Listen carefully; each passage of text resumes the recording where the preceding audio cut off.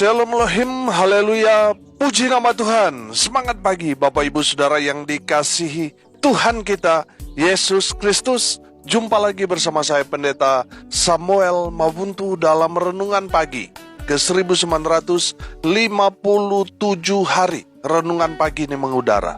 Puji Tuhan. Bapak Ibu Saudara yang dikasihi Tuhan, sebelum kita membaca, mendengarkan, dan merenungkan firman Tuhan hari ini, mari kita berdoa. Minta pimpinan Roh Kudus. Kita berdoa.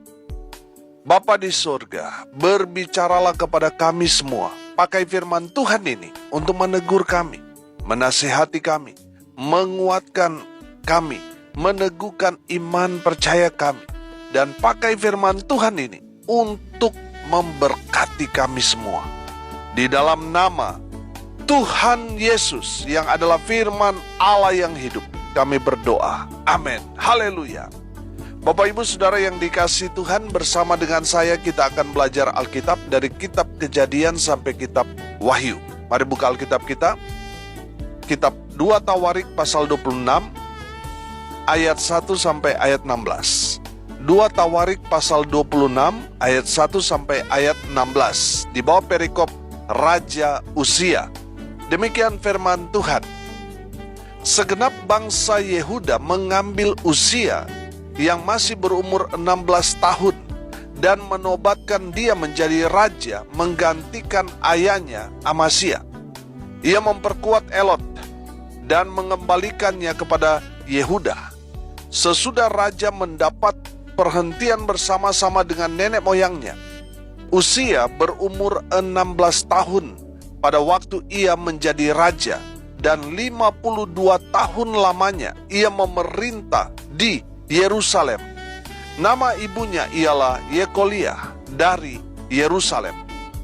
Ia melakukan apa yang benar di mata Tuhan, tepat seperti yang dilakukan Amasya ayahnya.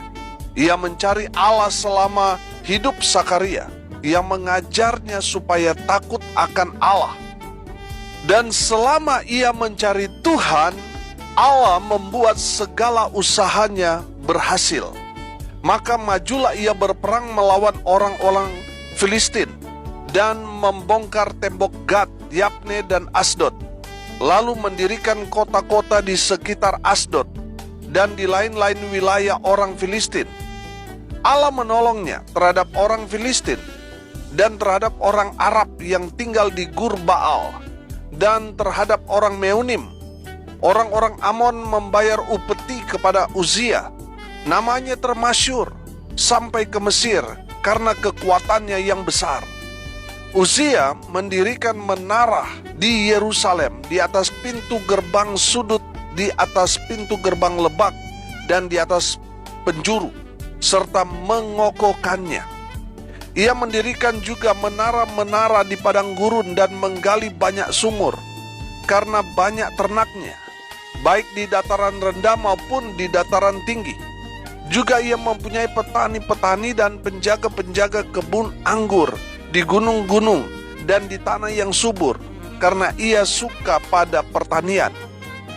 Selain itu, Uzia mempunyai tentara yang sanggup berperang, yang maju berperang dalam laskar-laskar menurut jumlah anak buah yang dicatat oleh Panitera, Yael, dan penata usaha Maseya, di bawah pimpinan Hananya, salah seorang panglima raja. Kepala-kepala puak pahlawan-pahlawan yang gagah perkasa itu seluruhnya berjumlah 2.600 orang. Di bawah pimpinan mereka terdapat satu bala tentara terdiri dari 307.500 orang yang gagah perkasa dalam berperang untuk membantu raja dalam menghadapi musuh. Uzia memperlengkapi seluruh tentara itu dengan perisai, tombak, ketopong, baju sirah, busur, dan batu umban. Ia membuat juga di Yerusalem alat-alat perang ciptaan seorang ahli yang dapat menembakkan anak panah dan batu besar untuk ditempatkan di atas menara-menara dan penjuru-penjuru. Nama raja itu termasyur sampai ke negeri-negeri yang jauh, karena ia ditolong dengan ajaib sehingga menjadi kuat. Setelah ia menjadi kuat, ia menjadi tinggi hati, sehingga ia melakukan hal yang merusak. Ia berubah setia kepada Tuhan Allahnya, dan memasuki bait Tuhan untuk membakar ukupan di atas mezbah pembakaran ukupan. Amin firman Tuhan. Haleluya. Bapak Ibu Saudara yang dikasihi Tuhan, dari kebenaran firman Tuhan ini kita belajar tentang Uzia. Uzia menjadi raja atas Yehuda masih umur yang sangat muda, masih berumur 16 tahun. Tuhan memberkati Uzia yang masih muda itu. Karena Uzia, kita melihat di dalam firman Tuhan ini, di ayat 4, ia melakukan apa yang benar di mata Tuhan. Tuhan memberkati Uzia karena dia melakukan apa yang benar di mata Tuhan. Itu yang pertama. Yang kedua, saudara, apa yang membuat Tuhan memberkati Uzia yang masih muda itu? Karena Uzia mencari Allah. Sudah perhatikan di ayat 5a di sana. Ia mencari Allah selama hidup Sakaria. Dan selama ia mencari Tuhan, Allah membuat segala usahanya apa? Berhasil. Bapak Ibu Saudara yang dikasihi Tuhan, Tuhan memberkati Uzia yang masih sangat-sangat muda itu. Karena Uzia mencari Allah Israel. Haleluya. Dan yang ketiga, saudara, kenapa Tuhan memberkati Uzia yang masih muda itu? Karena Uzia hidup takut akan Tuhan. Masih di ayat 5 di situ perhatikan.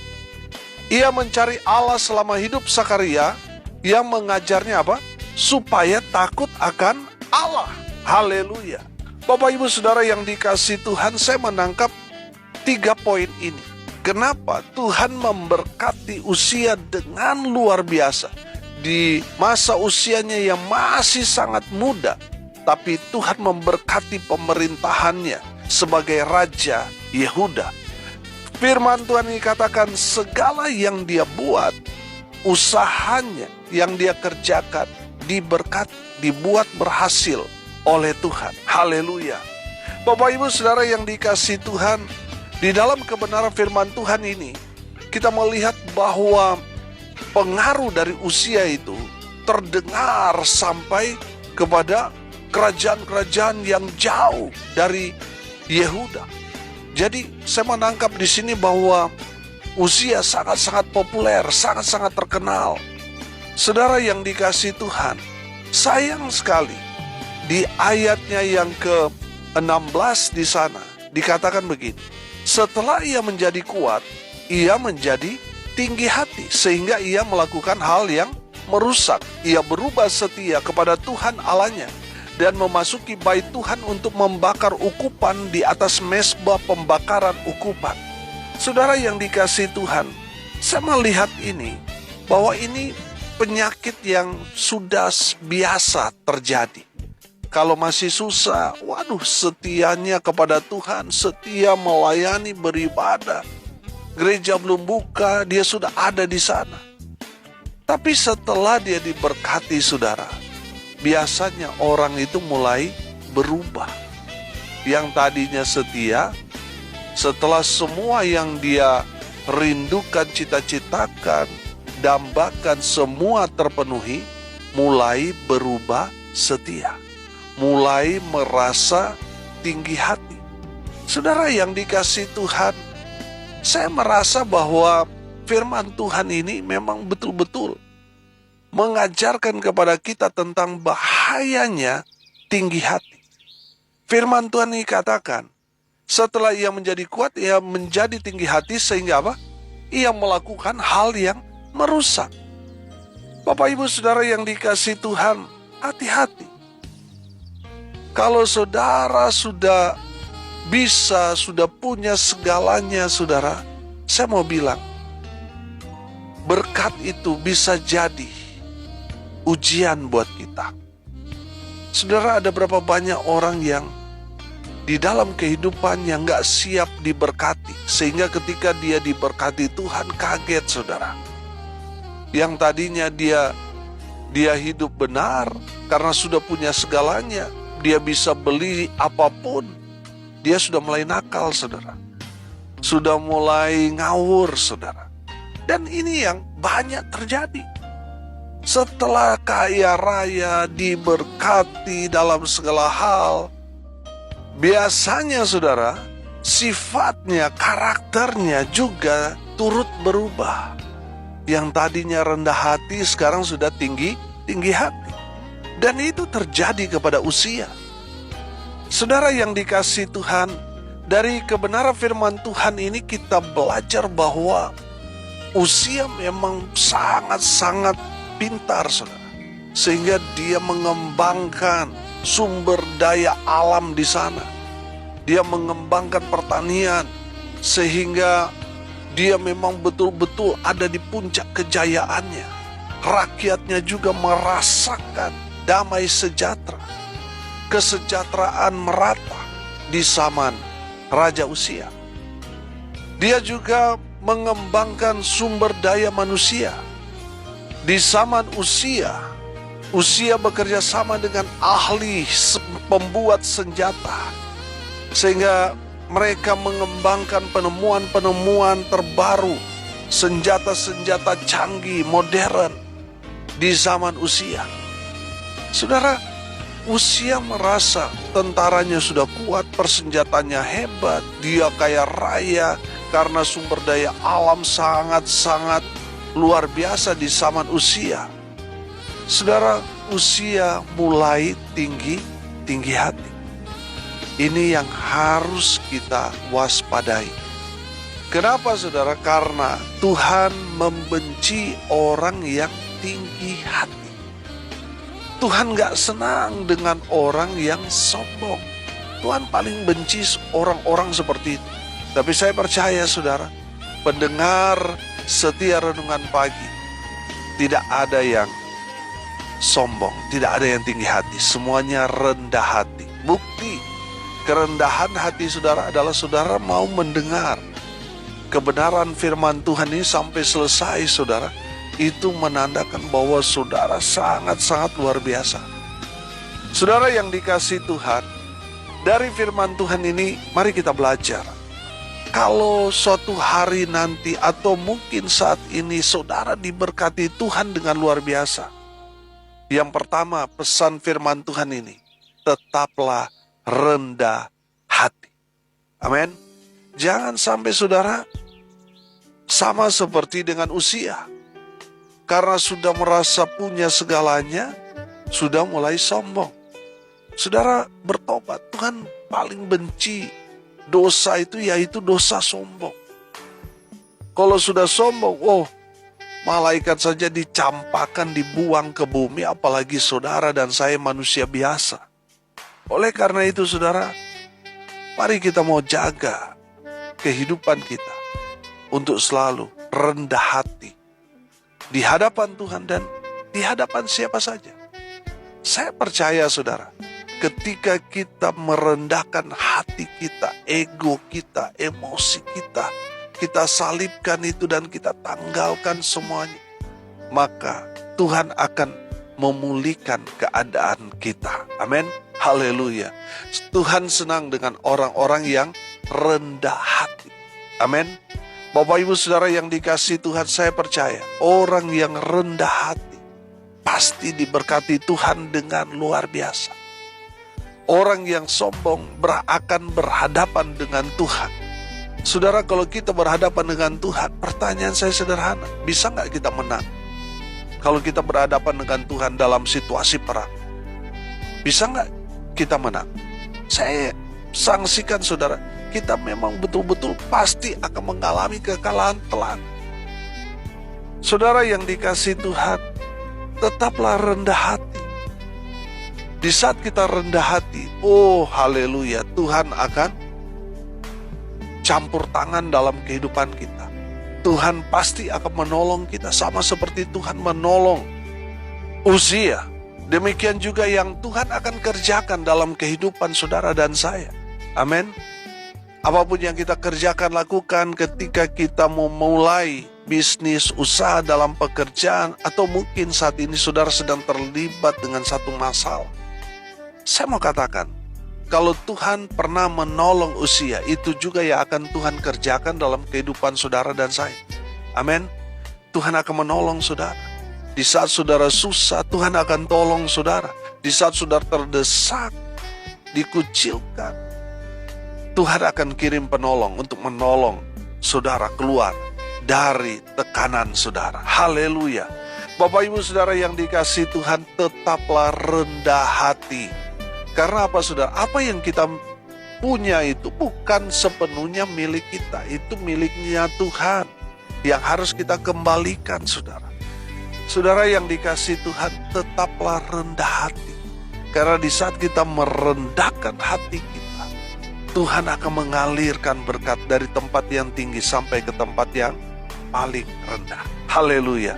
Dari firman Tuhan ini kita belajar saudara, tetaplah setia kepada Tuhan. Saya perhatikan Raja Uzia ketika sudah kuat, kaya raya saudara, dia mulai berubah setia. Dia tidak lagi beribadah kepada Tuhan. Dia tidak lagi memberikan korban kepada Tuhan. Saudara yang dikasihi Tuhan, tetaplah setia kepada Tuhan. Karena saya percaya ketika kita setia kepada Tuhan, oh haleluya, Tuhan pasti tolong. Tuhan pasti pelihara hidup kita. Tuhan pasti memberkati saudara dan saya. Tetaplah setia sampai akhir hayat kita. Kita tetap setia mengikut Yesus. Tetap setia melayani Raja di atas segala raja. Haleluya. Dan yang ketiga saudara, dari firman Tuhan ini kita belajar, kalau suatu saat nanti kita diberkati Tuhan dengan luar biasa, sama seperti dengan Raja Uzia, saya mau bilang, tetaplah andalkan Tuhan dalam hidup. Amin. Raja Uzia mulai mengandalkan kekuatannya. Raja Uzia punya prajurit yang siap berperang.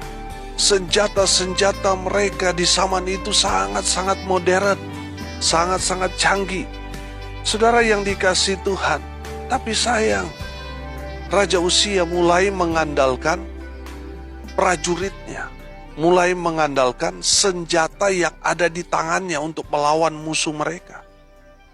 Saudara yang dikasihi Tuhan, saya melihat di sini bahwa Raja Uzia mulai mengandalkan kekuatan dirinya sendiri. Dia tidak lagi mengandalkan Tuhan dalam hidupnya. Ini yang menjadi masalah dalam kehidupan Raja Uzia, sehingga kehidupannya sangat hancur. Ending kehidupan dari Raja Uzia, dia dikucilkan. Karena apa? Dia menderita sakit kusta. Tidak ada lagi yang mau bertemu dengan dia. Saudara yang dikasihi Tuhan, saya rasa bahwa di zaman Raja Uzia, wah, hatinya itu sangat bergejolak. Kenapa? Karena dia seorang raja Yehuda, tetapi dia dikucilkan karena penyakit kusta yang dia derita. Saudara yang dikasihi Tuhan, sakit yang diderita oleh Raja Uzia diakibatkan karena kesalahan yang dia perbuat. Karena sombongnya dia.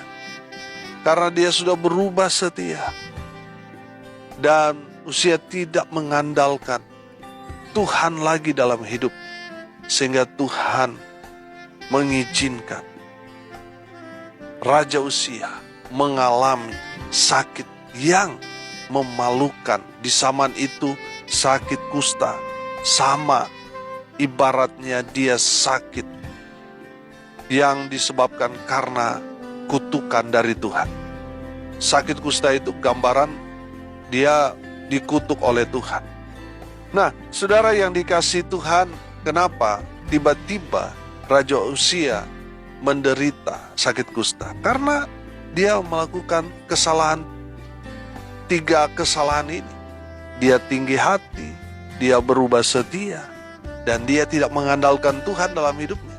Sehingga Tuhan menghantam Raja Uzia. Di masa sisa hidupnya dia menderita sakit kusta. Betul dia raja yang harusnya ada di istana, tetapi di akhir-akhir hidupnya Raja Uzia sangat menderita. Saudara yang dikasihi Tuhan, jangan melakukan hal yang sama seperti yang dilakukan Raja Uzia. Karena kalau kita melakukan kesalahan yang sama, kita akan menyesal, tapi terlambat, saudara. Bapak Ibu Saudara yang dikasihi Tuhan, hari ini kita belajar dari Uzia. Uzia, dia melakukan apa yang benar di mata Tuhan. Dia mencari Allah, hidupnya takut akan Tuhan. Sehingga tidak heran Raja Uzia diberkati Tuhan dengan luar biasa. Tapi sayang beribu sayang, justru di saat dia diberkati, kaya, kuat, disitulah Raja Uzia jatuh dalam dosa. Dia tidak lagi setia kepada Tuhan. Dia tidak lagi rendah hati dalam hidupnya. Dia tidak lagi mengandalkan Tuhan dalam kehidupan. Sehingga Tuhan menghukum Raja Uzia dengan sakit yang dia derita. Sakit kusta. Bapak Ibu Saudara yang dikasihi Tuhan, dari firman Tuhan ini, firman Tuhan ini mau menyampaikan kepada kita sekalian, kalau kita diberkati Tuhan, tetaplah rendah hati, tetaplah setia kepada Tuhan, dan tetaplah andalkan Tuhan dalam kehidupan kita. Amin. Firman Tuhan. Mari kita berdoa. Terima kasih Bapa di surga atas kebenaran firman yang ya dan amin. Berkati semua pendengar dimanapun mereka berada. Tuhan memberkati hidup mereka. Rumah tangga mereka diberkati, usaha pekerjaan pelayanan mereka dibuat berhasil, beruntung dalam segala hal. Mau berdoa untuk mereka yang sakit, Tuhan sembuhkan. Mereka yang lemah, Tuhan kuatkan. Hibur mereka yang berduka cita, dan biar berkat dari surga turun memenuhi semua pendengar. Bapak Ibu Saudara yang dikasihi Tuhan, arahkanlah hatimu dan terimalah berkat dari Tuhan Yesus.